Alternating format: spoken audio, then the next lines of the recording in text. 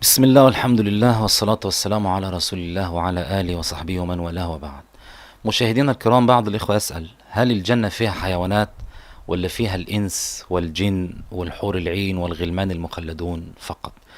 إن شاء الله في هذا اللقاء نجيب على هذا السؤال، لكن أنا عايز أبين مسألة مهمة يا أحبابي.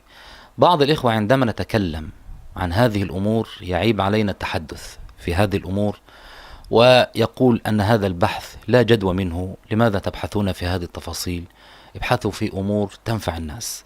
لكن أقول يا أحبابي، أولا نحن هنا كي نعرف الناس بربهم ونبين لهم أمور دينهم، وأن نرفع عن الناس عارض الجهل، ونسأل الله تعالى أن يوفقنا في هذا. أعظم الجهل بالله والجهل بدين الله، وأعظم العلم بالله. قال تعالى: الرحمن فاسأل به خبير. فهذه التفاصيل ربما أنت تراها يعني لا جدوى منها، ولكن يا أحبابي، من أدراك؟ هل الكلام عن الجنة لا ينفع الناس؟ لا والله، بل ينفع الناس.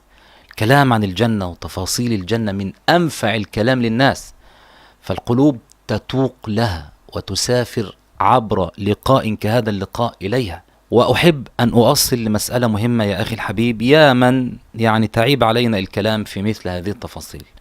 أقول لك إن البحث العبثي أو السؤال المنهي عنه على 3 أنواع، في 3 حاجات ما ينفعش نتكلم فيها. أما الأولى وقد انتهت بموت النبي صلى الله عليه وسلم وانقطاع الوحي، وهي السؤال عن أمور سكت عنها الشرع. قال تعالى: يا أيها الذين آمنوا لا تسألوا عن أشياء إن تبد لكم تسؤكم، وإن تسألوا عنها حين ينزل القرآن تبد لكم عفى الله عنها والله غفور حليم. أمور سكت عنها الشرع، وأنا بتكلم ده في زمن النبي عليه الصلاة والسلام، فلا نتكلم فيها. لا نسأل عن شيء لم يحرم أباحه الشرع، فما نسألش ده حرام ولا ده حلال.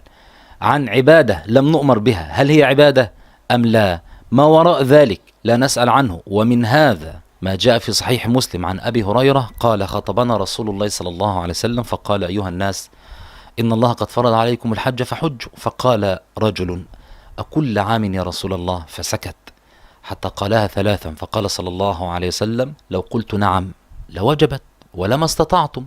ثم قال: ذروني ما تركتكم، فإنما هلك من كان قبلكم بكثرة سؤالهم واختلافهم على أنبيائهم، فإذا أمرتكم بشيء فأتوا منه ما استطعتم، وإذا نهيتكم عن شيء فدعوه. يبقى ما تسألش، السؤال منهي عنه.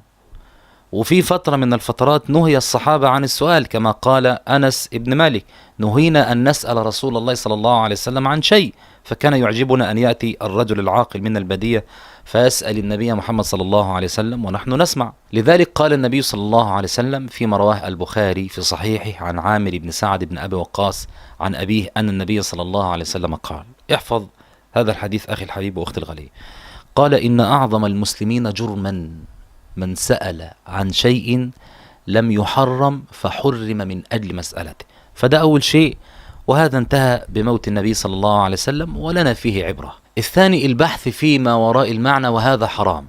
البحث فيما وراء المعاني، الآيات القرآنية، وتأويل الآيات تأويلا يستحيل أن يستوعبه المعنى أو السياق، كالتفسير الباطني أو الإشاري، وتحميل النص ما لا يحتمل. واحنا بنقول ما فيش حاجة اسمها تفسير إشاري، ولا تفسير بحساب الجمل، ولا تفسير باطني، كل ده حرام. إنما يفسر القرآن على ظاهره، لأن الله تعالى خاطبنا بظاهر النص القرآني. أما الثالث وهو مكروه ليس بحرام، البحث في تفاصيل لا نحتاج إليها، كمن يسأل عن لون كلب أهل الكهف كان لونه إيه، أو نوع النملة التي سمعت سليمان كما جاء ذكرها في القرآن الكريم، ماذا فعل الصحابة بماء غسل النبي، ودوا مية غسل النبي فين، وانت مالك بتسأل عن الكلام ده ليه؟ فما شابه من هذه الأسئلة مكروه أن نسأل أو نبحث فيها، فما شابه من هذه الأسئلة مكروه أن نسأل عنها أو نبحث فيها. أو البحث في تفاصيل القصص التي أعرض عنها القرآن، فالقرآن من منهجه أن يعرض جانب العظة في كل قصة أو الأحداث التي توضح المعنى، وما سواه ضرب القرآن عنه صفحا. أما البحث في نعيم الجنة والسؤال عنه يا أخي الحبيب فجائز، إلا أن يكون فيه تكلف واضح مذموم. لكن إذا كان فيه نص وسأل سائل عنه وحب يعرف تفصيلة من تفاصيل نعيم الجنة، ما المانع أن نناقش هذا مع الناس وأن نعرض لهم هذا؟ صدقني هذا يحفز الناس ويحمس الناس على العمل والعبادة والقرب من الله. بل ومن هذا يا أخي الحبيب، علشان بس إيه ما تتهمناش بعد كده، من هذا ما رواه أحمد في مسنده، وقال الهيثمي رجال ثقات، وصححه أحمد شاكر، عن عبد الله قال جاء رجل إلى النبي صلى الله عليه وسلم فقال يا رسول الله أخبرنا عن ثياب أهل الجنة، خلقا تخلق أم نسجا تنسج، ننسجها بأيدينا ولا في مصانع في الجنة، ولا كيف تصنع هذه الثياب في الجنة؟ ده واحد بيسأل عن سؤال في بعض تفاصيل الجنة. فضحك بعض القوم فقال صلى الله عليه وسلم مما تضحكون؟ من جاهل يسأل عالما. ثم أكب رسول الله صلى الله عليه وسلم ثم قال أين السائل؟ قال هو ذا أنا يا رسول الله. قال لا بل تشقق عنها ثمر الجنة، قالها 3 مرات. فده سؤال واحد من الصحابة أو من الأعراب بيسأل. إيه المشكلة إن إحنا نجاوب على هذه الأسئلة أخي الحبيب؟ في النهاية إحنا بنتعلم ديننا. ثم نعود أحبابي إلى هذا السؤال، هل في الجنة حيوانات؟ أقول نعم. والحيوانات في الجنة أو الكائنات الأخرى في الجنة على أنواع 4 كما جاء في الآثار. الأول ما جاء منها أنها حيوانات مخصوصة بعينها في الجنة، زي كلب أهل الكهف وناقة الصالح، ولكن لا تصح الآثار أو الأخبار في هذا. ما صح في هذا شيء أن كلب أهل الكهف أو ناقة الصالح في الجنة، والعلم عند الله. والثاني ما جاء ذكره في القرآن والسنة مما أعده الله تعالى للمؤمنين في الجنة، سواء نص عليها كالطيور كما في قوله تعالى ولحم طير مما يشتهون، فما دام في لحم طير إذا هناك طير في الجنة. وقال تعالى ولحم مما يشتهون، سواء كان ده لحم طير أو لحم أنعام حيوانات، فالجنة فيها طير، هذا الطير يسرح في جو الجنة والعلم عند الله. كذلك في الجنة طير لها خصوصية، طير مخصوص، وهي الطير التي تحمل أرواح الشهداء في عالم البرزخ، كما جاء في صحيح مسلم عن مسروق قال سألنا عبد الله عن هذه الآية ولا تحسبن الذين قتلوا في سبيل الله أمواتا بل أحياء عند ربهم يرزقون. قال أما إنا قد سألنا عن ذلك، فقال صلى الله عليه وسلم أرواحهم في جوف طير خضر لها قناديل معلقة بالعرش تسرح من الجنة حيث شاءت ثم تأوي إلى تلك القناديل، فاطلع إليهم ربهم اطلاعا فقال هل تشتهون شيئا؟ قالوا أي شيء نشتهي ونحن نسرح في الجنة حيث شئنا. ففعل ذلك بهم 3 مرات، فلما رأوا أنهم لن يتركوا من أن يسألوا قالوا يا رب نريد أن ترد أرواحنا في أجسادنا حتى نقتل في سبيلك مرة أخرى، فلما رأى أن ليس لهم حاجة تركوا. وروى ابن المبارك في كتاب الجهاد عن ابن عباس عن كعب قال جنة المأوى فيها طير خضر ترتع فيها أرواح الشهداء. كذلك أيضا الثور الذي أعده الله تعالى طعاما لأهل الجنة، ودي أعظم ضيافة، طبعا ده في أول أمرهم في أول دخولهم الجنة، كما جاء في صحيح مسلم عن ثوبان مولى رسول الله صلى الله عليه وسلم قال كنت قائما عند رسول الله صلى الله عليه وسلم فجاء حبر من أحبار اليهود، يعني عالم من علماء اليهود، فقال السلام عليك يا محمد، فدفعته دفعة كاد يسرع منها. قال في الحديث فما غذاؤهم على إثرها، يعني أهل الجنة. قال صلى الله عليه وسلم ينحر لهم ثور الجنة الذي كان يأكل من أطرافها، ويبدو أنه ثور عظيم ضخم، يعني مش ديناصور ولا حاجة ضخمة جدا يعني. الثالث يا إخوة ما ورد في السنة الصحيحة من النص على بعض الحيوانات بعينها أنها في الجنة، ومن هذا ما رواه البيهقي عن أبي هريرة أن النبي صلى الله عليه وسلم قال صلوا في مراح الغنم وامسحوا رغامها فإنها من دواب الجنة. مراح الغنم يعني المكان مرابض الغنم التي تكون فيها. كذلك أيضا ما جاء عند ابن ماجه في السنن قال صلى الله عليه وسلم الشاة من دواب الجنة. إذن الجنة فيها شياه وفيها إبل أيضا، كما جاء في صحيح مسلم عن أبي مسعود الأنصاري قال جاء رجل بناقة مخطومة فقال هذه في سبيل الله، فقال صلى الله عليه وسلم لك بها يوم القيامة 700 ناقة كلها مخطومة. قال النووي معنى مخطومة أي فيها خطام وهو قريب من الزمام. قيل يحتمل أن المراد له أجر 700 ناقة، ويحتمل أن يكون على ظاهره ويكون له في الجنة بها 700 كل واحدة منهن مخطومة يركبهن حيث شاء للتنزه في الجنة، كما جاء في خيل الجنة ونجوبها، وهذا الاحتمال أظهر والله أعلم. يبقى هذه الرواية على ظاهرها تدل على أن الجنة فيها إبل. وقال ابن قتيبة في تأويل مختلف الحديث وإذا جاز أن يكون في الجنة لحم جاز أن يكون فيها معز وضأن، وإذا جاز أن يكون فيها طير يؤكل جاز أن يكون فيها نعم يؤكل، نعم يعني. كذلك من الحيوانات الموجودة في الجنة النجائب والنجيب عبارة عن فرس له أجنحة بيركب عليه الإنسان ويطير به في السماء فيذهب به حيث شاء. وقد جاء في هذا روايات ضعيفة وروايات صححها بعض أهل العلم من المحدثين. ومن الضعيف ما رواه الطبراني في معجمه عن أبي أيوب عن النبي صلى الله عليه وسلم قال: إن أهل الجنة يتزاورون على النجائب بيض كأنهن الياقوت وليس في الجنة شيء من البهائم إلا الإبل والطير.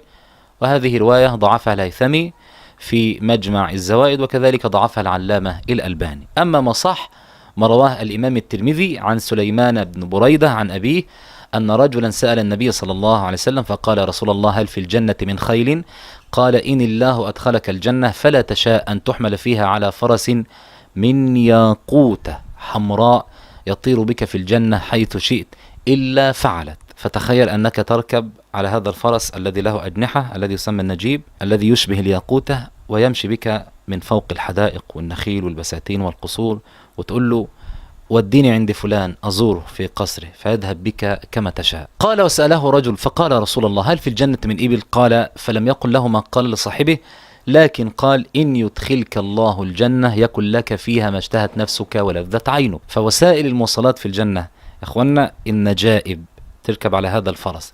طب واحد عايز سيارة، واحد عايز قطار، واحد عايز طائرة، كل اللي انت عايزه تلاقيه في الجنة. لأن النبي عليه الصلاة والسلام لما الرجل سأله عن الإبل قال: لك فيها ما اشتهت نفسك ولذت عينك. إذا أي وسيلة مواصلات انت عايزها ستكون في الجنة إن شاء الله. وهذا الحديث صححه الألباني في صحيح الترغيب والترهيب. الرابع، ممكن حد يسأل: هل في الجنة حيتان وأسماك وسمك بولت ومش عارف سمك إيه؟ نعم، الجنة فيها حيتان وفيها أسماك، وربما هي موجودة في أنهارها أو في بحار الجنة أو بحيرات الجنة، يعني هي موجودة على نحو ما قدر الله سبحانه وتعالى. والدليل على ذلك أن الجنة فيها أسماك أو فيها حيتان ما رواه مسلم في صحيحه في الحديث: قال اليهودي: فما تحفتهم حين يدخلون الجنة؟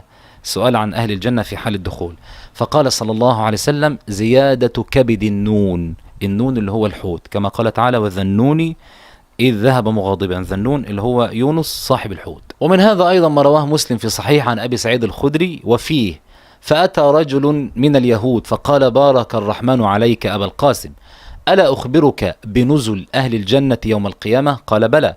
قال: تكون الأرض خبزة واحدة كما قال النبي صلى الله عليه وسلم وكما جاء في الرواية. قال: فنظر إلينا رسول الله صلى الله عليه وسلم ثم ضحك حتى بدت نواجذه. قال: ألا أخبرك بإدامهم؟ قال: بلى. قال: إدامهم بلم ونون. البلم اللي هو الثور، وهذه كلمة عبرانية كما قال الشراح على الأرجح يعني، والنون هو الحوت، لكن الصحابة ما عرفوش معنى كلمة بلم، فقال النبي صلى الله عليه وسلم: ثور ونون يأكل من زائدة كبدها 70,000. إذن 70,000 من أهل الجنة، وهم من صفوة أهل الجنة في أعلى المنازل، هم الذين يأكلون من هذا الثور وهذا النون. وقال المناوي في فيض القدير في شرحه لحديث الشاة من دواب الجنة، قال أن الجنة فيها شياه، وقد ثبت في الصحيحين أنهم يأكلون لحم البقر والسمك، وساق هذه الرواية عند مسلم. فهذه الأصناف موجودة في الجنة أحبابي، لكن ينبغي أن نعلم أن الطيور والخيل والحيتان والأسماك والإبل وهذه الحيوانات التي هي في الجنة تختلف تماما عن الحيوانات في الدنيا. هذا خلق آخر، فليس في الجنة من الدنيا إلا الأسماء. فإذا كان في الجنة لحم الطير فده مختلف تماما عن لحم الطير في الدنيا، وهكذا. إذن الجنة فيها ما يشتهي الإنسان، كل اللي انت تتمناه موجود في الجنة. فاعمل أخي الحبيب. قال تعالى: وسيق الذين اتقوا ربهم إلى الجنة زمرا، كن من المتقين. قال تعالى: إن الذين آمنوا وعملوا الصالحات كانت لهم جنات الفردوس نزلا. اعمل الصالحات، فالصالحات هي السبب في دخول الجنة. والنبي عليه الصلاة والسلام قال: من خاف أدلج، هيحتاط لنفسه، ومن أدلج بلغ المنزل. ألا إن سلعة الله غالية، ألا إن سلعة الله الجنة، فاعملوا يا عباد الله فإن الجنة تستحق العمل. نسأل الله تعالى أن نكون من أهلها. أرجو حبابي أن تكونوا قد استفدتم. شكرا لكم والسلام عليكم.